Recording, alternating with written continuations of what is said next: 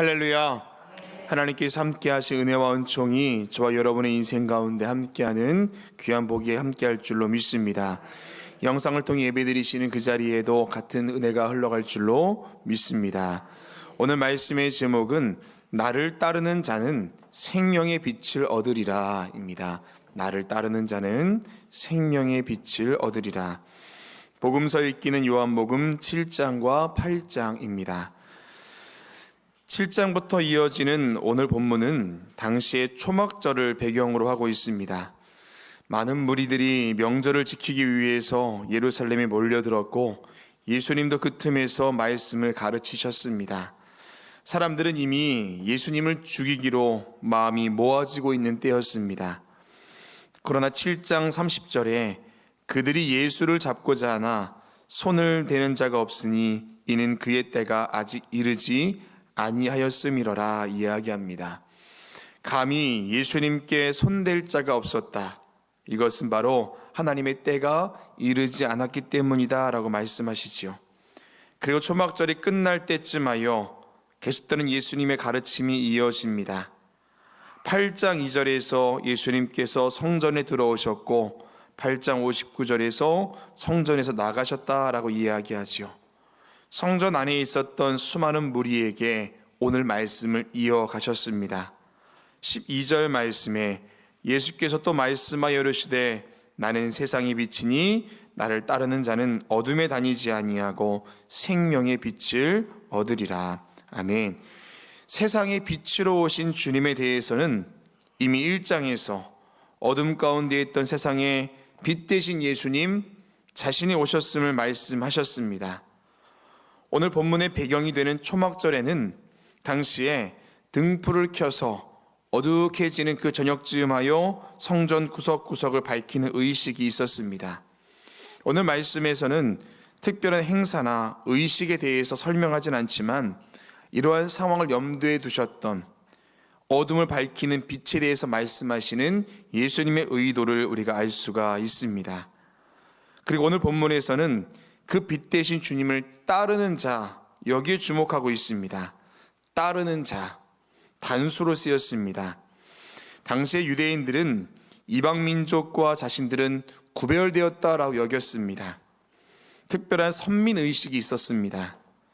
유대인이라는 것만으로도 구원 얻은 백성이라고 그들은 믿었습니다. 그런 면에서 나를 따르는 자, 이 단수로 쓰여짐은 저와 여러분에게도 당시의 사람들에게도 큰 도전과 또 결단이 되었다라는 것입니다. 결국 신앙은 내 스스로 하나님을 어떻게 믿느냐, 오늘 본문으로 보자면 나 스스로 주님을 어떻게 따르느냐가 바로 빛으로 나아가신 예수님을 함께 걸어가는 인생이 된다라는 것입니다. 오늘 말씀을 통해서 빛 대신 주님을 따르는 자는 어떤 사람인가 은혜를 나누고 기도의 제목을 얻고자 합니다. 첫 번째는 어둠 속에서 주님의 손을 발견하라 입니다. 어둠 속에서 주님의 손을 발견하라. 오늘 본문에서 따르다라는 이 표현은 저와 여러분이 가지고 계신 묵상집에도 자세히 설명하고 있습니다. 따르다라는 말은 원어로 아콜로데오인데요. 세 가지의 경우 이 동사를 사용합니다. 군인이 자신의 지휘관을 따르는 경우, 노예가 주인의 뒤를 따르는 경우, 제자가 스승을 따르는 경우 아콜로데오, 따르다라는 말을 씁니다. 자발적으로 움직이기보다 지휘관, 주인, 스승 등 이끌어주는 사람에 의해서 따라가는 수동적인 형태입니다. 그런 의미에서 오늘 예수님께서 나를 따르는 자라는 이 말씀 속에서는 따른 바 되어야 할 인간에 대한 예수님의 강한 의지를 엿볼 수가 있습니다. 그렇다면 빛으로 따른 바 되어야 할 사람은 누구이겠습니까? 바로 어두움에 있는 자입니다. 요한복음 1장 말씀을 함께 묵상하면서 빛이 어둠을 비췄지만 어둠이 깨닫지 못하였더라 이야기했습니다. 어둠이 어둠을 인정할 때 그때서 비로소 빛을 받을 수 있다라는 것입니다. 지금 내가 있는 자리가 어둠에 있는 곳이라면 그 빛 대신 주님의 인도함을 받아야 할 줄로 믿습니다. 그래서 오늘 본문 12절의 중반절에 나는 세상의 빛이니 나를 따르는 자는 어둠에 다니지 아니하고 라고 이야기합니다. 그렇다면 어둠에 있는 사람은 어떤 사람일까요? 우리가 크게 두 가지로 구분할 수가 있습니다. 먼저는 환경 자체가 어두운 상황 중에 있는 사람입니다. 주변에 있는 사람이나 상황에서 주는 어두움, 빛이 보이지 않는 절망 가운데 있을 때 우리의 삶의 자리가 어둡기에 우리가 바로 어두움에 있는 사람입니다. 또 하나는 우리의 눈 자체가 감겨져 있는 사람입니다. 어쩌면 우리는 많은 경우 이런 상황 속에서 어둠을 발견할 것입니다. 세상의 문화와 가치, 쾌락과 즐거움, 그것에 마음을 빼앗기고 있는 사람, 내 생각과 의지에 스스로 눈을 감고 있는 사람, 이것이 바로 어두움에 있는 사람이라는 것입니다. 예수님은 그런 어두움에서 이끌어내시사 나를 따르라 말씀하십니다. 예수님 당시의 유대인들은 어떤 사람입니까? 그들이야말로 어둠 속에 있던 자요, 스스로 주님을 보려는 눈을 닫아버린 사람들입니다. 어둠을 인정하지 않았던 자들입니다. 결국 그렇게 예수님을 십자가에 달려 죽게 했습니다. 그런데 예수님께서 십자가에 죽으실 때 마가복음 15장 39절은 이렇게 전합니다. 예수를 향하여 섰던 백부장이 그렇게 숨지심을 보고 이르되 이 사람은 진실로 하나님의 아들이었도다 하더라. 그제서야 눈이 밝아져 예수님을 알아봤다라는 것입니다. 저와 여러분의 삶에 또한 스스로의 신앙에 어두움이 있다면 우린 눈을 들어서 어둠 속에서 우리에게 손을 내미시는 예수님의 그 손을 발견해야 할 줄로 믿습니다.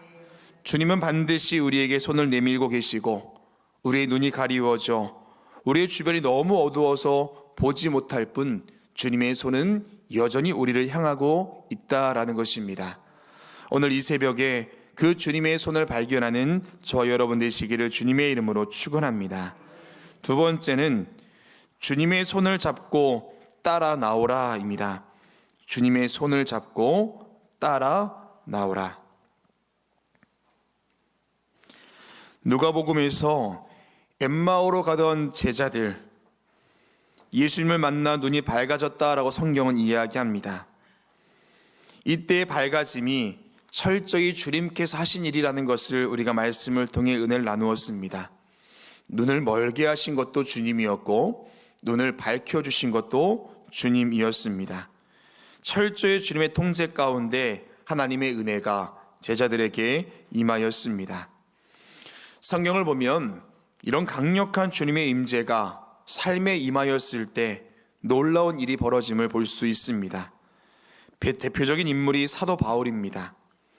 예수를 믿는 자와 교회를 누구보다 열심으로 핍박하던 그가 강력한 주님의 임재 가운데 그의 인생이 교회를 핍박하는 자가 아니라 교회를 전하는 자, 예수를 전하는 자로 바뀌었습니다. 모세도 마찬가지였고 기드온도 마찬가지였습니다. 기드온은 어떻습니까? 포도주를 짜는 틀 안에서 타작하던 쫄보였던 그가 표적을 발견하고 그가 누구보다 담대한 사사로 쓰임 받았습니다. 그런데 우리의 인생 중에 이러한 주님의 강력한 임재가 있음에도 불구하고 그것이 삶에 미치지 못할 때가 있습니다. 왜 그럴까요? 다시 스스로에게 질문을 해보자면 누구 탓이겠습니까? 넘어져 있는 사람을 일으켜 세우려고 하는데 일어서 있는 사람이 아무리 일으켜 세우려 하더라도 앉아있는 사람이 엉덩이를 바닥에 딱 붙이고 있으면 일어서 있는 사람이 아무리 힘을 써도 일어설 수가 없습니다. 하나님의 은혜가 우리의 삶에 미치지 못하는 이유가 누구 탓이겠습니까? 우리 탓이라는 것입니다. 하나님의 역사하심을 경험하는 삶은 반드시 우리의 신앙적인 결단과 의지가 있어야 한다라는 것입니다. 어둠 속에서 주님의 손을 발견했다면 거기에 머물러 있는 것이 아니라 그 손을 잡고 끌려 나와야 할 줄로 믿습니다. 이것이 바로 생명의 빛으로 나아가는 유일한 방법이라는 것입니다. 성경은 그것을 순종이라고 말합니다. 열왕기하 5장 10절에서 엘리사가 사자를 그에게 보내 이르되 너는 가서 요단강에 몸을 7번 씻으라. 네 살이 회복되어 깨끗하리라 하는지라. 뭉둥병에 걸린 아람 장군 나아만은 어쩌면 그의 인생은 깊은 어둠 속에 있었는지 모릅니다. 도무지 해결할 길이 보이지 않았습니다. 그때 하나님의 은혜가 엘리사를 통하여 임하였습니다. 하나님께서 어둠에서 이끌어낼 손을 내미신 것입니다. 그때 나아만은 그 손을 잡고 이에 순종하지요. 그제서야 비로소 어둠에서 나올 수 있었다라는 것입니다. 사랑하는 여러분, 저와 여러분의 인생 중에 어두움이 있으십니까? 앞이 보이지 아니하는 캄캄한 그 어둠 그 한가운데 계십니까? 우린 이때에 주님의 손을 발견하는 은혜도 있어야 하지만 그 은혜에 순종하며 끌려 나올 수 있는 믿음의 결단이 있어야 할 줄로 믿습니다. 그제서야 비로소 생명의 빛으로 가는 그 은혜를 누릴 수 있다라는 것입니다. 오늘 그 믿음과 결단이 저와 여러분 가운데 함께 하시기를 주님의 이름으로 축원합니다. 마지막 세 번째, 생명의 빛을 얻으라입니다. 생명의 빛을 얻으라. 예전에 캄보디아로 단기 선교를 다녀온 적이 있습니다. 아무리 한국에서 선교사님과 소통하며 계획을 짜도 막상 현지에 가면 그 상황에 따라 일정이 바뀌고 그렇습니다. 그런데 선교사님께서 저희 팀이 오셔서 이런 말씀을 하셨습니다. 여러분, 오늘 새로운 일정이 하나 생겼습니다. 현지 교도소에서 복음을 전하고 와야 할 것 같습니다. 현지에 있던 선교사님들께서 지속적으로 두드렸던 교도소 선교의 문이 마침 그날 아침 열렸고, 그때 마침 저희 팀이 그 현장에 있었기 때문에 저희가 그 교도소로 들어가야 했습니다. 결국 그곳으로 출발했지만 가는 버스 안에서 저를 비롯하여서 모든 팀원들은 조용했습니다. 저도 차마 말을 못했지만 얼마나 겁이 나던지요. 그리고 도착을 했습니다. 힘있게 기도를 하고 드디어 선교 활동을 시작했습니다. 준비한 공연을 정신없이 하고 난 후에야 그제서야 선교사님께서 말씀을 전하시는데요. 그때 선교사님께서 현지의 언어로 수백 명의 수감사들에게 몇 마디의 말씀을 전하셨는데 지금도 그때 선교사님의 말씀이 제 마음에 남습니다. 그리고 그 짧은 말 속에 현장에 있던 모든 수감자들이 굉장한 집중력을 보였습니다. 그때 하셨던 말씀은 어떤 말씀이냐 하면 나는 어디서 왔고 나는 어디로 가는가. 이 한마디셨습니다. 나는 어디서 왔고 나는 어디로 가는가. 순간에 그곳에 모인 모든 수감자들이 그 한 문장에 압도되었습니다. 오늘 우리도 마찬가지입니다. 사람은 누구나 우리의 신앙을 떠나서 한 번쯤은 고민해 봤을 질문이지요. 나는 어디서 왔고 나는 어디로 가는가. 이 질문에 답을 못하는 인생은 그만 인생의 길을 잃어버리고 맙니다. 오늘 본문에서 예수님께서 나는 세상의 빛이라 라는 말씀하셨을 때에 바리새인들은 13절 말씀에 내가 너를 위하여 증언하니 네 증언은 참되지 아니하도다 라고 의심하였습니다. 이때 예수님께서 하신 말씀이 14절 중반절에 나는 내가 어디서 오며 어디로 가는 것을 알거니와 라고 말씀하십니다. 나는 어디서 오며 어디로 가는지를 알고 있다. 예수님께서는 지금 계신 그 자리, 걸어오신 자리, 걸어갈 길을 알고 계신다라고 말씀하십니다. 다윗은 주님을 향하여서 여호와는 나의 목자이시니 라고 고백했습니다. 평생 목동으로 살아온 그에게 있어서 여호와가 나의 목자이십니다라는 이 고백이 얼마나 귀한 고백인지 모릅니다. 양들은 목자의 음성을 따라갈 때에 맑은 물을 만날 수가 있고 푸른 풀을 만날 수가 있습니다. 양들도 목자에 대한 신뢰가 있기에 때로는 멀리 돌아가는 길이라 할지라도, 돌짝밭에 만난다 할지라도 끝까지 양은 목자의 음성을 따라 그 길을 걸어갑니다. 오늘 말씀에서 나를 따르는 자는 생명의 빛을 얻으리라 라고 말씀하시지요. 예수님께서는 주님의 자녀들에게 생명의 빛을 향하여 스스로 걸어가라 말씀하지 않았습니다. 나를 따라오는 자, 나를 따르는 자라고 말씀하셨습니다.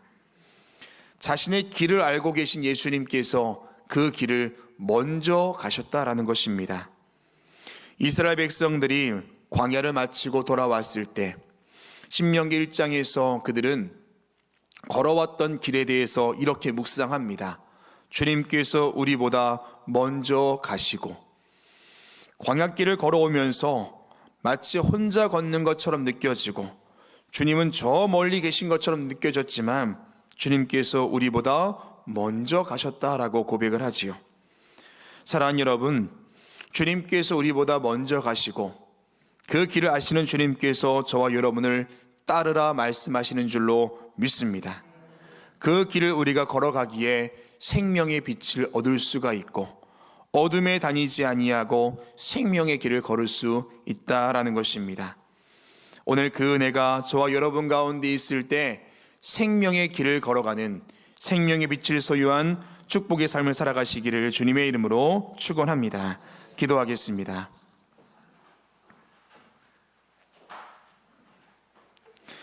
어두운 세상의 빛이 되시는 주님, 어두운 우리 인생 가운데도 찾아오사 생명의 빛, 놀라운 은혜의 빛으로 우리의 삶을 조명하시고 인도하여 주시옵소서.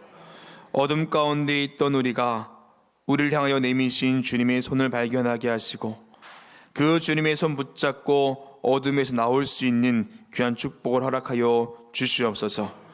주저앉아 버린 자가 있습니까? 포기한 자가 있습니까? 다시금 우리에게 성령께서 함께 하시사 일어나 나올 수 있는 결단과 힘을 더하여 주시옵소서. 전도의 달을 보내고 있습니다.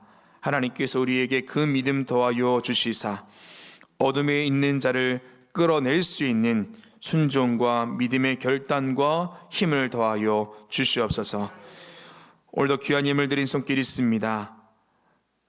예물 속에 담겨있는 마음의 중심을 주님 아시오니 기억하여 주시고 약속에 따라 드린 서원의 예물과 그 기도 제목 가운데 함께하사 하나님의 약속이 그 뜻이 우리의 삶에 이루어지는 복을 누리게 하여 주시옵소서. 정성껏 드린 모든 예물들, 감사하며 드린 11조 예물들까지도 기억하시사 하늘의 신령한 복과 땅의 기름진 복이 우리의 삶에 임하는 귀한 축복으로 함께하여 주시옵소서.